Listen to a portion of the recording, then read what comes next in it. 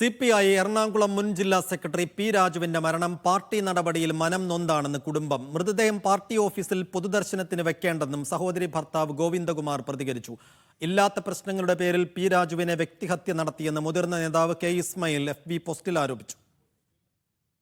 അസുഖബാധിതനായിരുന്നുവെങ്കിലും P രാജുവിന്റെ പെട്ടെന്നുള്ള മരണം പാർട്ടി നടപടിയിൽ മനംനൊന്തുകൂടിയാണെന്നാണ് കുടുംബത്തിന്റെ ആരോപണം. നേരത്തെ മൃതദേഹം ജില്ലാ കമ്മിറ്റി ഓഫീസിലും ഏരിയ കമ്മിറ്റി ഓഫീസിലും പൊതുദർശനത്തിന് വെക്കുമെന്നായിരുന്നു തീരുമാനം. എന്നാൽ ആ തീരുമാനം മാറ്റിയെന്നും നാളെ രാവിലെ 9-ന് പറവൂർ ടൗൺ ഹാളിൽ പൊതുദർശനമുണ്ടാകുമെന്നുമാണ് പിന്നീട് കുടുംബം അറിയിച്ചത്. തൊട്ടു പിന്നാലെയാണ് ഇത്തരത്തിലുള്ള ആരോപണവുമായി സഹോദരി ഭർത്താവ് രംഗത്തെത്തിയത്. പുള്ളിക്കെതിരെ വലിയൊരു ആരോപണം വന്നു. 2 കോടി എത്ര ലക്ഷം രൂപ മുക്കി എന്നൊക്കെ പറയായിരുന്നു ആരോപണം.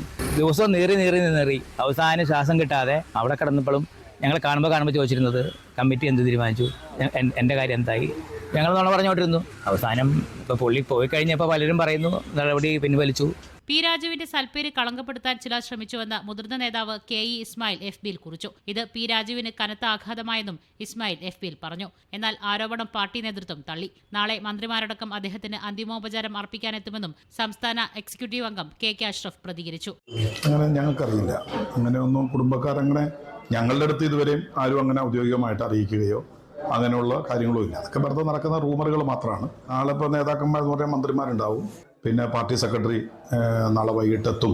കൊച്ചിയിലെ സ്വകാര്യ ആശുപത്രി മോർച്ചറിയിൽ സൂക്ഷിച്ചിരിക്കുന്ന മൃതദേഹം നാളെ പറവൂരിലെത്തിക്കും. രാവിലെ 9 മുതൽ പറവൂർ കേസരി സ്മാരക മുനിസിപ്പൽ ടൗൺ ഹാളിലാണ് പൊതുദർശനം. തുടർന്ന് ഏഴിക്കരയിലെ വീട്ടുവളപ്പിൽ വൈകിട്ട് 3-ന് സംസ്കാരം നടക്കും. മീഡിയ 1 കൊച്ചി.